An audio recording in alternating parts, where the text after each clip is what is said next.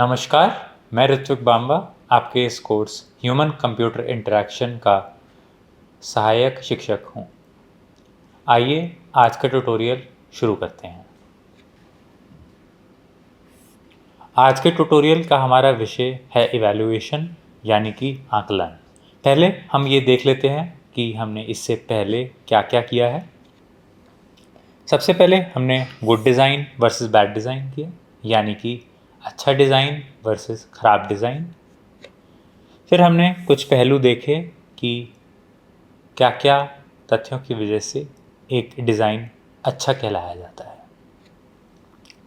इसके बाद हमने इंक्लूसिविटी और एक्सेसिबिलिटी के बारे में पढ़ा और वो कैसे एक दूसरे से अलग होते हैं। इंक्लूसिविटी ज़्यादा से ज़्यादा लोगों तक एक डिज़ाइन की पहुंच को बढ़ाना चाहता है, जबकि एक्सेसिबिलिटी दिव्यांगजनों एवं ऐसे यूज़र्स के लिए ज़्यादा ज़रूरी है जिनकी कुछ स्पेशल नीड्स हैं। उसके बाद हमने 5 मुख्य डिज़ाइन प्रिंसिपल्स पढ़े, जो कि हैं विजिबिलिटी, फीडबैक, कंसिस्टेंसी, कंस्ट्रेंट्स और अफोर्डेंस। हमने ये देखा कि हम कैसे एक्सेसिबिलिटी, इंक्लूसिविटी और यूजेबिलिटी को साथ में लाकर एक इंक्लूसिव डिज़ाइन बना सकते हैं। इसके बाद हमने इंटरैक्शन डिज़ाइन प्रोसेस के 4 मुख्य गतिविधियों पर ध्यान दिया, जो कि हैं सबसे पहले हमारे जो उपयोगकर्ता हैं, यूज़र्स हैं, उनकी ज़रूरतों को समझना, उसके हिसाब से डिज़ाइन के हल बनाना। जिसके बाद हम प्रोटोटाइपिंग करेंगे उनके हलों को हम असल ज़िंदगी में उनके रूप बनाएंगे। और आखिरकार इवैल्यूएशन यानी कि आकलन, हम किस तरह से उन बनाए गए जो प्रोटोटाइप हैं हम उनका आकलन कर सकते हैं, ये पता लगा सकते हैं कि वो किस ढंग से यूज़र्स की जो दिक्कतें हैं उनको हल कर पा रहे हैं कि नहीं। इसके बाद हमने इंटरैक्शन डिज़ाइन का डबल डायमंड देखा, जो कि हम सबसे पहले यूज़र्स की दिक्कतों के बारे में समझते हैं, फिर उन दिक्कतों में से सबसे जो मुख्य दिक्कत होती है उस पर ध्यान देते हैं। इसके बाद हम उसे हल करने के लिए काफ़ी सारे हलों पर ध्यान देते हैं और उनमें से जो सबसे सही हल होता है, हमें लगता है, हम उसको चुनते हैं। इसके बाद हमने यूज़र पर्सोना देखे और कैसे बनाते हैं यूज़र पर्सोना, एम्पैथी मैपिंग यानी कि समानुभूति मैपिंग, मेंटल मॉडल और कंसेप्चुअल मॉडल पे भी ध्यान दिया हमने, वो कैसे एक दूसरे से अलग होते हैं। मेंटल मॉडल एक यूज़र के दिमाग की रचना होती है, जबकि कंसेप्चुअल मॉडल एक डिज़ाइनर के दिमाग की। जब ये दोनों आपस में मेल खाते हैं तब ये एक गुड डिज़ाइन बन जाता है। इसके बाद हमने इंफॉर्मेशन आर्किटेक्चर पर भी ध्यान दिया। आखिरकार हमने कॉग्निशन, कॉग्निटिव लोड पे ध्यान दिया, यानी कि मानसिक भार। ऐसी क्या क्या चीज़ें हैं जिनसे मानसिक भार बढ़ता है। इसके बाद हमने प्रोटोटाइपिंग करी, लो फाई यानी कि प्रारंभिक स्तर की, मिड फाई मध्यम स्तर की, हाई फाई यानी कि उच्च स्तर की, और इन तीनों में आपस में क्या फ़र्क होते हैं। चलिए आज के विषय पर थोड़ी सी चर्चा करते हैं, जो कि है इवैल्यूएशन यानी कि आकलन। किस चीज़ का आकलन हमें करना है, पहले तो हमें ये समझना बहुत ज़रूरी है। जब हमने कोई डिज़ाइन बनाया, क्रिएशन हुई एक, उसके बाद हम उसकी टेस्टिंग करेंगे।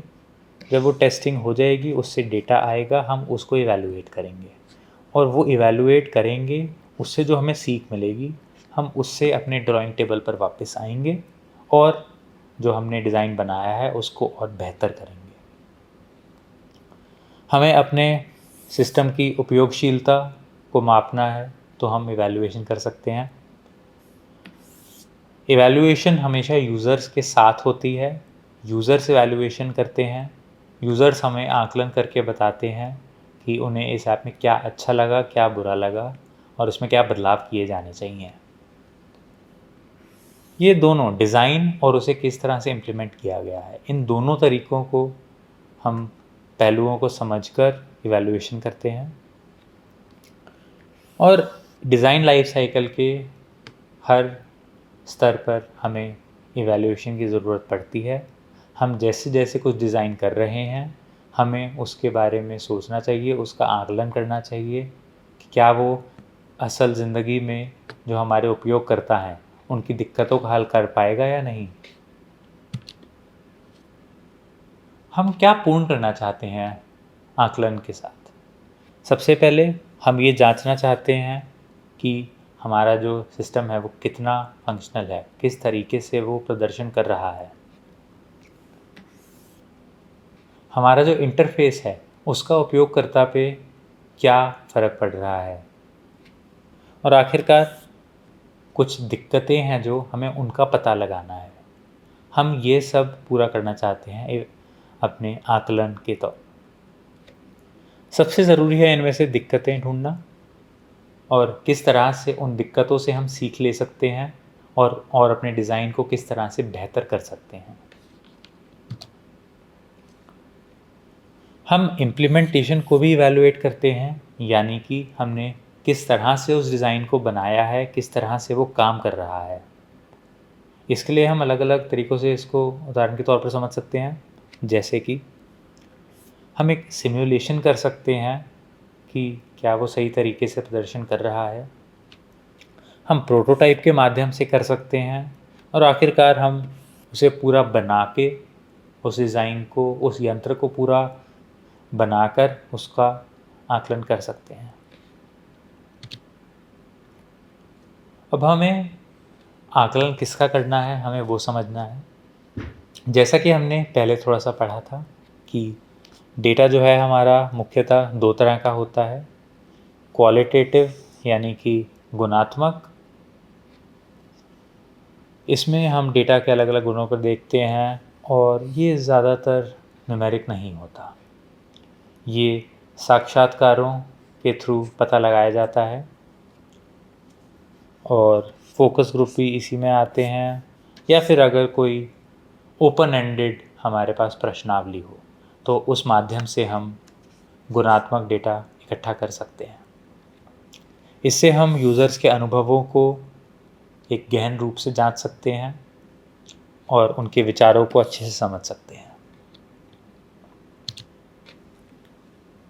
इसके बाद हम आते हैं क्वांटिटेटिव डेटा पर, यानी कि मात्रात्मक डेटा, जो कि न्यूमेरिकल डेटा होता है जिसको हम माप सकते हैं और उसका हम विश्लेषण कर सकते हैं स्टैटिस्टिकली।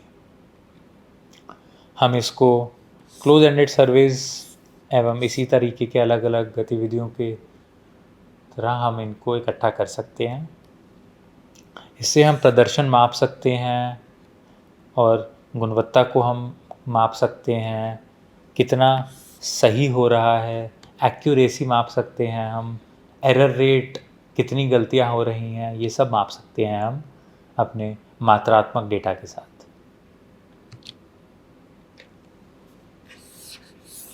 अब इसके लिए हमें हमारे जो पार्टिसिपेंट हैं, जो हमारे प्रतिभागी हैं, हमें उनको एक अच्छे ढंग से चुनना ज़रूरी है।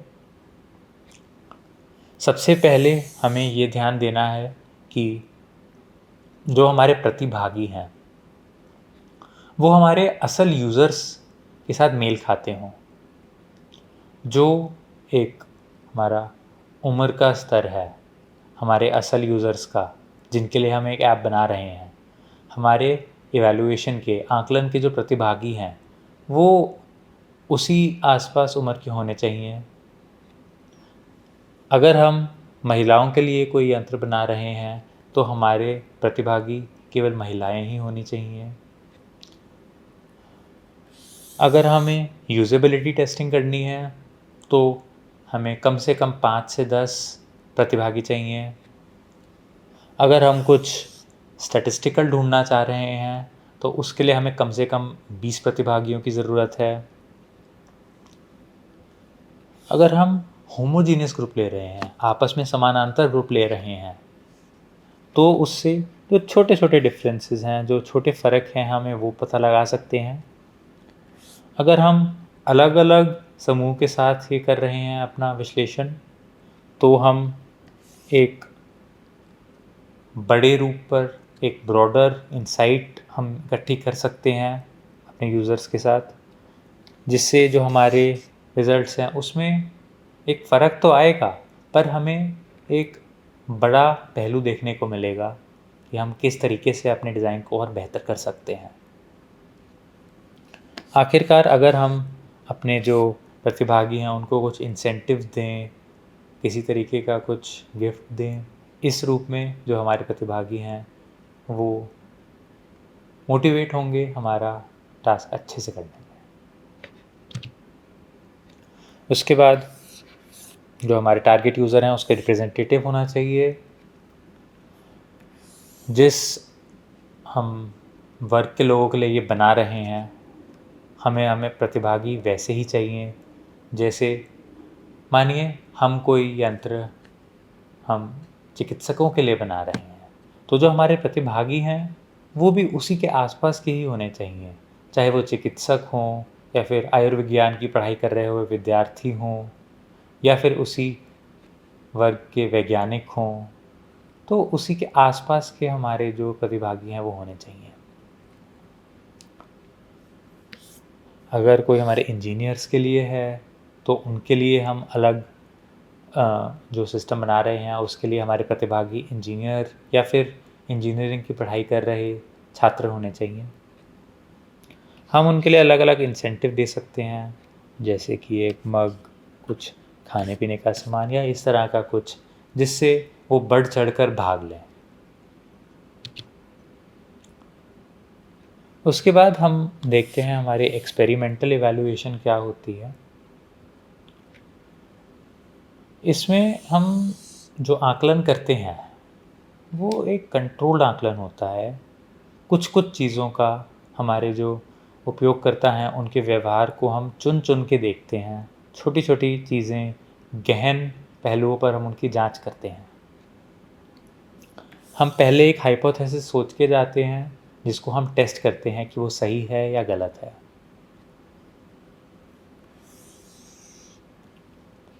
ऐसी बहुत सारी एक्सपेरिमेंटल कंडीशंस हो सकती हैं जो बदल सकती हैं जब हम अपना जो कंट्रोल वेरिएबल है उसको बदलें तो इसलिए हमें उन सब को ध्यान में रखना बहुत ज़रूरी है। जैसे जैसे हमारे सिस्टम में जो बदलाव आ रहे हैं, हम ये देख सकते हैं कि उससे हमारे यूज़र पे क्या फ़र्क पड़ रहा है, उसका एक्सपीरियंस कैसा हो रहा है, क्या कोई एक एक्स्ट्रा फ़ीचर डालने से यूज़र एक्सपीरियंस बेहतर हो रहा है या ख़राब हो रहा है। ये सब कुछ ऐसे पहलू हैं जिन पर ध्यान देना बेहद ज़रूरी हो जाता है। अब यूज़ेबिलिटी टेस्टिंग करने की हमें ज़रूरत ही क्या है? सबसे पहले हम खुद ये देखकर नहीं बता सकते कि क्या जो हमारा इंटरफ़ेस है क्या वो सही है। हमें ये उनसे ही पूछना चाहिए जो उसे आखिरकार इस्तेमाल करने वाले हैं। जिसने आपके घर का फ्रिज बनाया है, क्या वो ये खुद बता सकता है कि ये आपकी सारी ज़रूरतों को पूरा करेगा? शायद नहीं। उसने भी आपकी तरह कुछ लोगों से बात करी होगी, उनसे समझने की कोशिश करी होगी कि उन्हें किस तरीके का फ्रिज चाहिए, जिससे वो एक अच्छा फ्रिज बना पाया। हम एक्सपर्ट से रिव्यू ले सकते हैं कि हमारा जो यंत्र है वो किस तरह प्रदर्शन करेगा।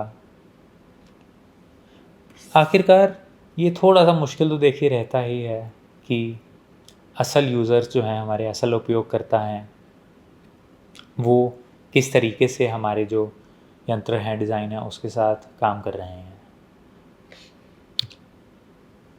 हमें एक यूज़ेबिलिटी टेस्टिंग प्रपोज़ल बनाने की ज़रूरत है, जिससे हम अपने उपयोगकर्ताओं को बता पाएँ कि हमारी टेस्टिंग में क्या क्या होने वाला है।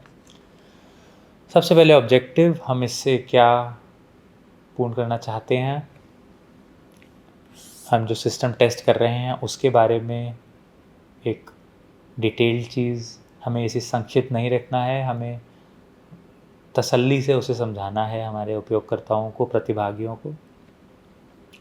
कैसे हम ये टेस्ट करेंगे, कौन कौन हैं प्रतिभागी जिन पे हम ये टेस्ट करेंगे, किस तरीके से टेस्ट करेंगे, क्या क्या काम करवाए जाएंगे और किन किन पहलुओं पर हमारे जो यूज़र्स हैं उनकी जांच की जाएगी, ये सब बताना बेहद ज़रूरी है।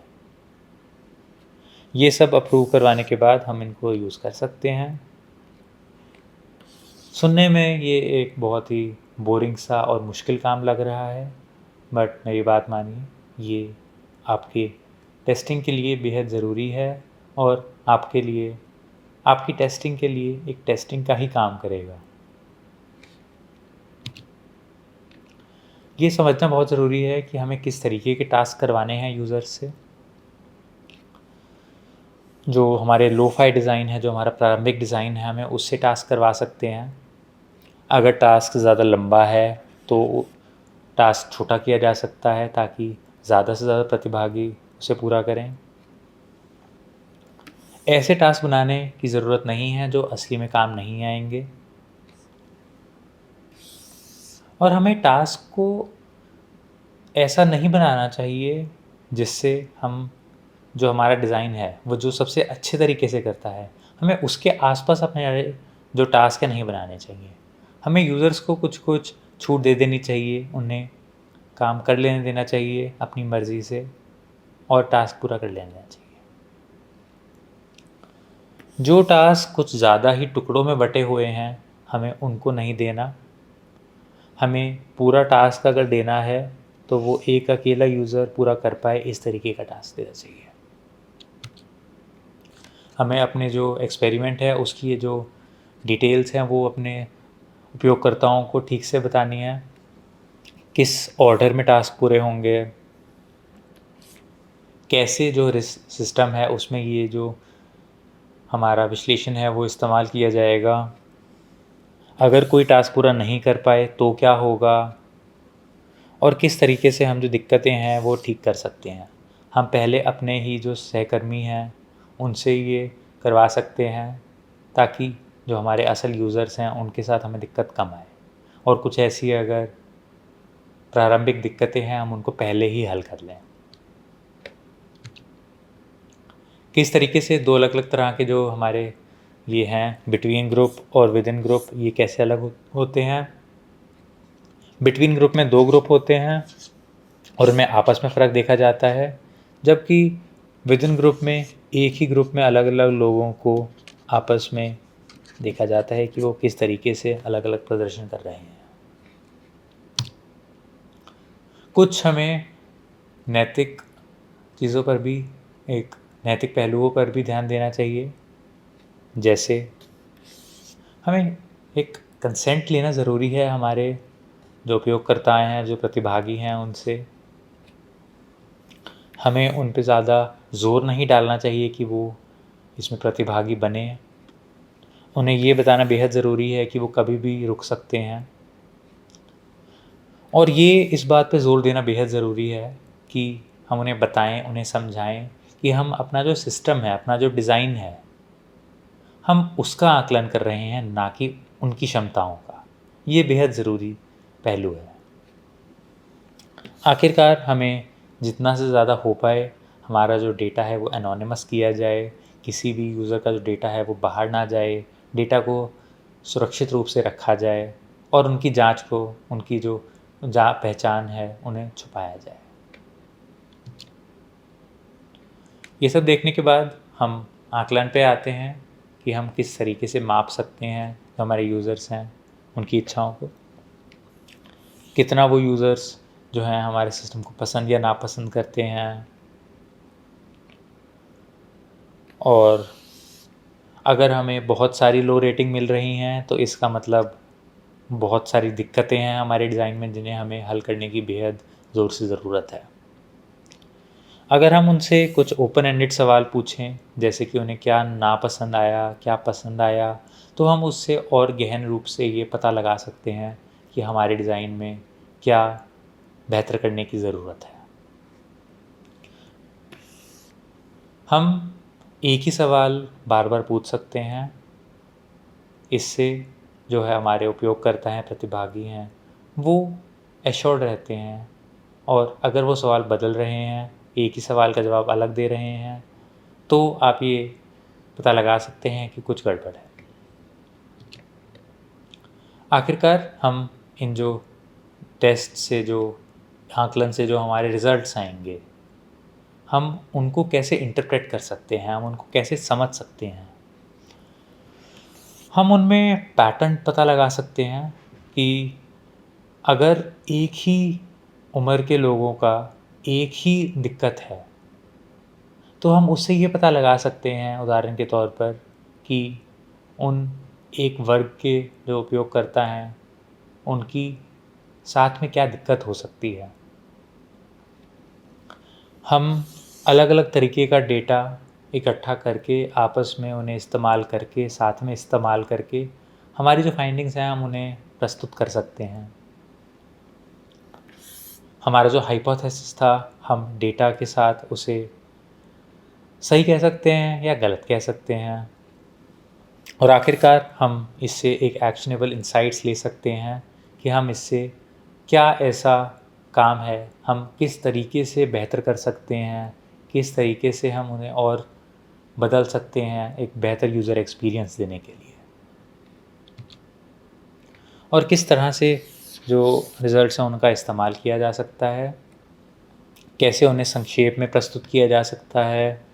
डेटा हमें बताता क्या क्या है कि क्या जो हमारा यूआई है वो उसी तरह प्रदर्शन कर रहा है जैसा हमने सोचा था। और ये सब करने के बाद हम जो टास्क है उन्हें बदलें और हमारा जो डिज़ाइन है उसे और बेहतर कर पाएँ। जो दिक्कतें हैं हम उन्हें दूर करें, और जो हल करें वो आसान से आसान हो।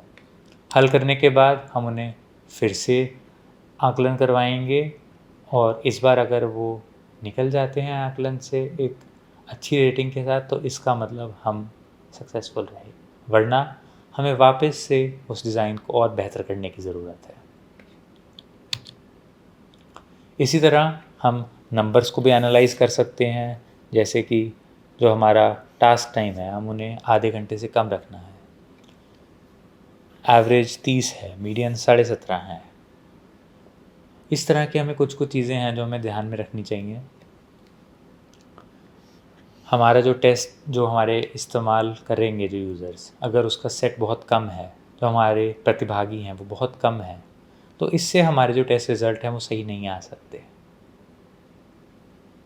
अगर हम कुछ स्टैटिस्टिकल तरीके यूज़ करेंगे तो हमें एटलीस्ट कम से कम 20 से 25 प्रतिभागी होने चाहिए। और आखिरकार हम उन रिज़ल्ट्स को किस तरह से प्रस्तुत कर सकते हैं, हम ये बता सकते हैं कि क्या हुआ, कैसे हुआ।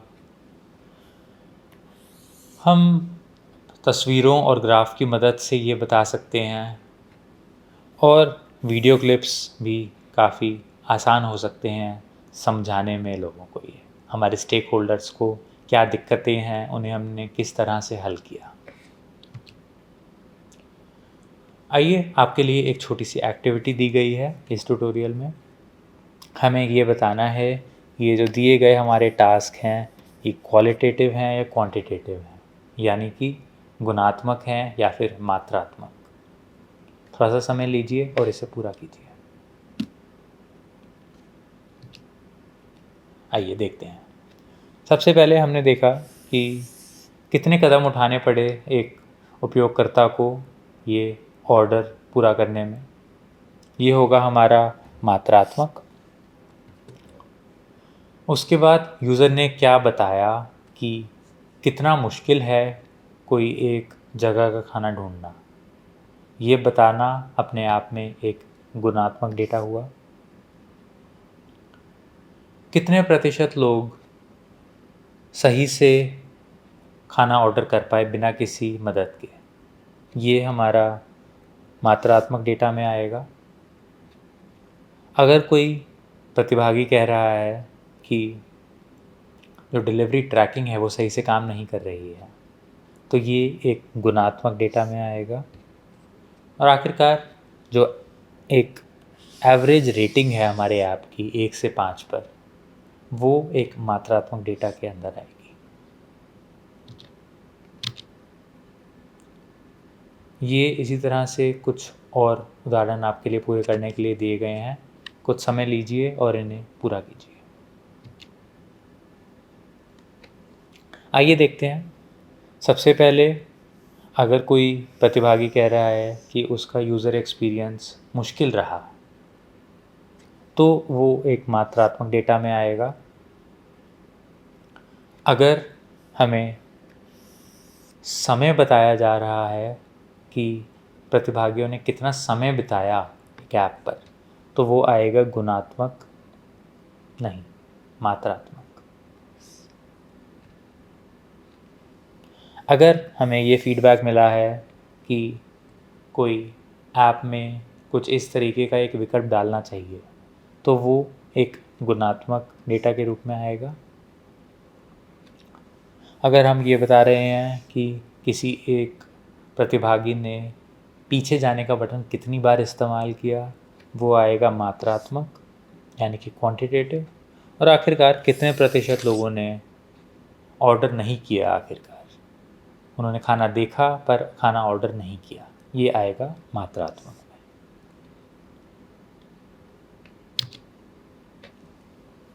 आकलन पर और पढ़ने के लिए आप इन किताबों एवं वेबसाइट्स को भी देख सकते हैं।